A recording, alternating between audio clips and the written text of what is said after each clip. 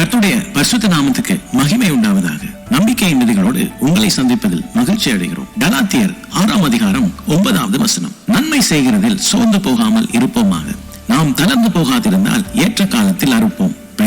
பெரியவர்களே, நாங்கள் ஆண்டவருக்கு என்று செய்யும் ஒவ்வொரு காரியத்தையும் தேவன் கவனித்துக் கொண்டே இருக்கிறார். பிரசங்கிப்பது மாத்திரமல்ல, தேவ அன்பினாலே நாங்கள் செய்யும் ஒவ்வொரு காரியத்தையும் தேவன் பார்த்து கொண்டே இருக்கிறார். அந்த காரியங்களுக்கு தேவனுடைய சமூகத்தில இருந்து, அதாவது நீங்கள் ஒருத்தருக்கு கொடுத்து உதவி செய்யலாம், சபையில நீங்கள் பாடலாம், ஆண்டவருடைய ஊழியத்தை செய்யலாம், மற்றவர்களை உற்சாகப்படுத்தலாம், சபையில நீங்கள் ஜெபிக்கிறவராக இருக்கலாம், சபையில இருக்கக்கூடிய கடைசி சிறிய ஊழியத்தை செய்கிற நபராக கூட நீங்க இருக்கலாம். இது எல்லாமே தேவனுடைய ராஜ்யத்திலே விதைக்கப்படுகிற விதைகள். வேதம் சொல்லுகிறது சோர்ந்து போகாதிருப்போம். ஏனெனில் நாங்கள் சோர்ந்து போகிறது சாத்தியம் என்று தேவனுக்கே தெரிந்திருந்தது.